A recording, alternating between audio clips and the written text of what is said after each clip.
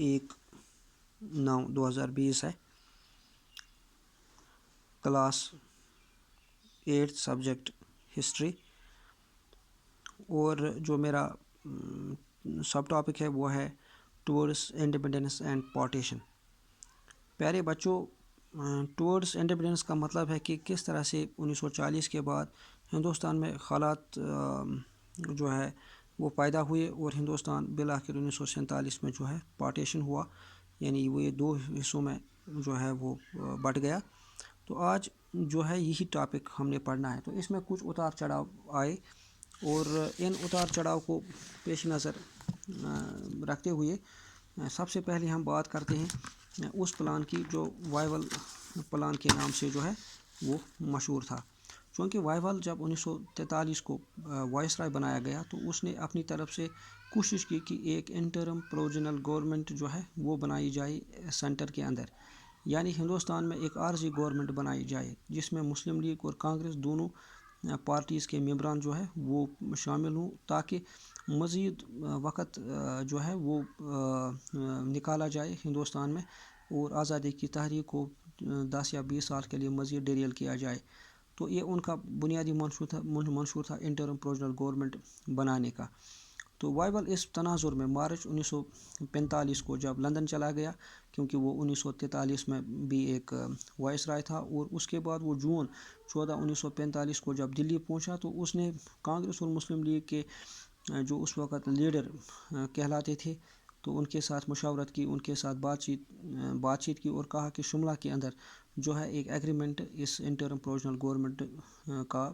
جو ہے اس پہ سائن کیے جائے. اور مسلم لیگ اور کانگریس نے اس وقت بات کی کہ یہاں پہ جو ہے ان کی ریپرزنٹیشن جو ہے اس کو قبول کیا جائے. تو مسلم لیگ نے برابر کانگریس جتنے ممبر کانگریس کو اس میں دلوانے تھے، جتنی ریپرزنٹیشن کانگریس کو اتنی ریپرزنٹیشن مسلم لیگ کی بھی مانگ تھی کہ اتنا ہی ان کو بھی دیا جائے. لیکن یہاں پہ مسلم لیگ کو یہ ریجیکٹ کرنا پڑا اور کانگریس نے اسے بھی اس بات پہ ریجیکٹ کیا کہ مسلمانوں کو برابر یا مسلم لیگ کو برابر جو ہے اس میں ریپرزنٹیشن نہیں ملنی چاہیے. اور اس طرح سے انٹرم گورنمنٹ جو ہے یہ ایک خواب سا رہ گیا ایز پر وائول پلان. کام تو ہوا انٹرم گورنمنٹ پہ شملہ کانفرنس 1945 میں، تو لیکن ابھی کانگریس نے اسے مسترد کر دیا کیونکہ وہ نہیں چاہتے تھے کہ مسلم لیگ کو برابر کانگریس جیسی ریپرزنٹیشن ملے. تو ایک اور تبدیلی آئی 1945 میں، کیونکہ جو وہاں پہ لیبر پارٹی تھی وہ وجود میں آئی اور جو وائول کے بدلے اب اٹالی جب پرائم منسٹر وہاں کا بنا تو وہ لیبر پارٹی کا پرائم منسٹر تھا. تو اس نے آنن فانن اعلان کیا کہ ہندوستان میں 2 پارٹیاں ہیں، کانگریس پارٹی ہے، مسلم لیگ ہے،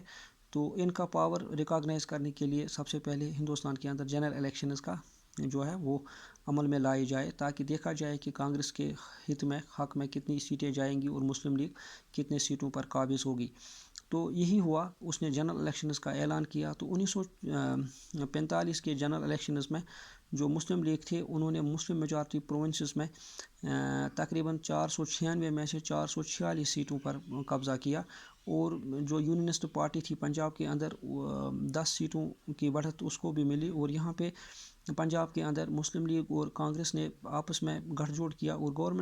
گورنمنٹ بنائی. تو اب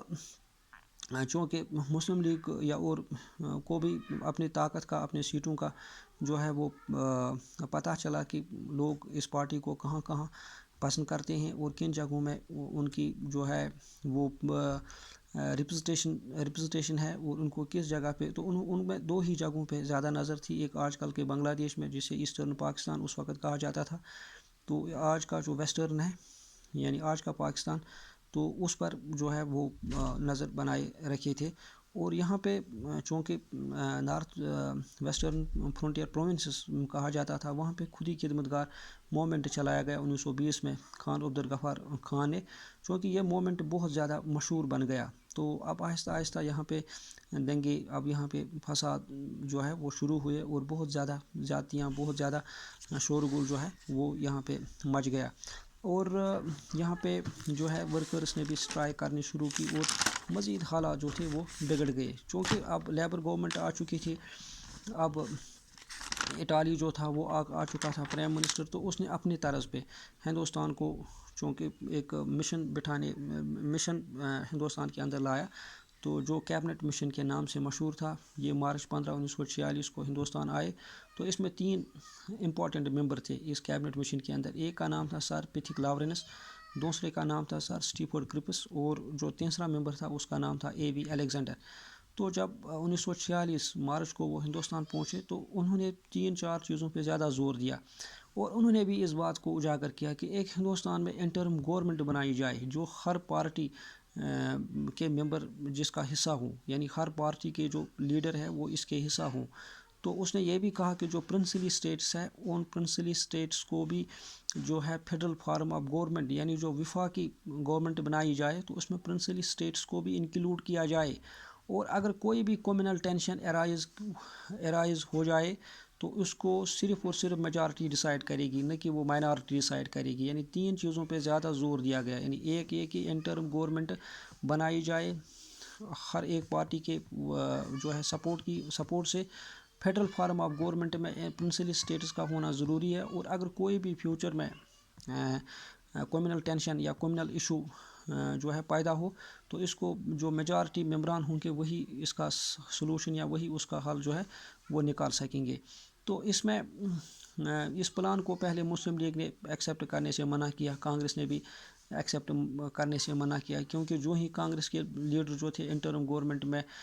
جو ہے وہ اسمبلی سیشن لگتا تھا، کانسٹیٹیوشن میکنگ سیشن لگتا تھا، تو مسلم لیگ بائیکاٹ جو ہے وہ کرتے تھے۔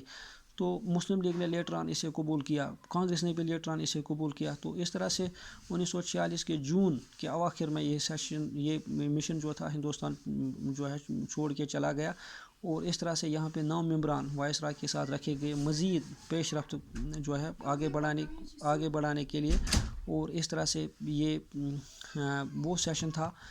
یہ وہ سال تھا 1946 کا سال جس میں کانگریس نے جو ہے ٹرائی کلر گاڑا ہے، جو 3 رنگوں کا جھنڈا ہے وہ جو ہے وہ یہاں پہ جو ہے اس کی ایکول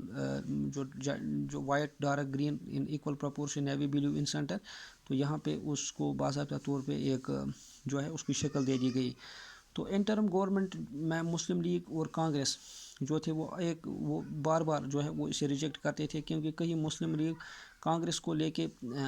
ریپرزنٹیشن کو لے کے سوال اٹھاتے تھے، اور کبھی کانگریس مسلم لیگ کو ایکول ریپرزنٹیشن یعنی دینے پر جو ہے وہ راضی نہیں ہوتے تھے۔ تو اس طرح سے انٹرم گورنمنٹ پرپوزل جو پنڈت جواہر لال نہرو نے اپنے بل بوتے پر دینا شروع کیا تھا، تو اگست 16 میں ہی پاکستان نے اسے جو ہے وہ ڈائریکٹ ایکشن ڈے منانے کی بات کی، اور پاکستان کی اس وقت 1946 میں جو کیبنٹ مشن آیا اس وقت پاکستان کی یہی کرائے تھی، پاکستان کی یہی آواز تھی کہ لے کر رہیں گے پاکستان، لڑ کے لیں گے پاکستان، یعنی پاکستان جو ہے it is inalienable, it is irrevocable demand of the Pakistan, اور اس کو پاکستان جو ہے وہ حاصل ضرور کرے گا، چونکہ اگر پاکستان کو لڑائی پر بھی یعنی لڑنی پڑے، پاکستان لڑائی پر بھی آمادہ ہو تو کوئی مسئلہ نہیں، لیکن وہ لے کر رہے گا اسے، اور لیٹر آن یہ ایک نعرہ رہا پاکستان کا، اور بالآخر پارٹیشن بھی ہوا۔ لیکن جو اس کا پارٹ سیکنڈ کل میں جو ہے اسی کے ذریعے جو ہے پیش کروں گا، اس میں اٹالیز اناؤنسمنٹ ہوگی، اس میں ماؤنٹ بیٹن پلان ہوگا، اور اس میں پارٹیشن آف انڈیا یا انڈیپینڈنس انڈیا ایکٹ۔ آج اجازت دیجیے، اللہ حافظ۔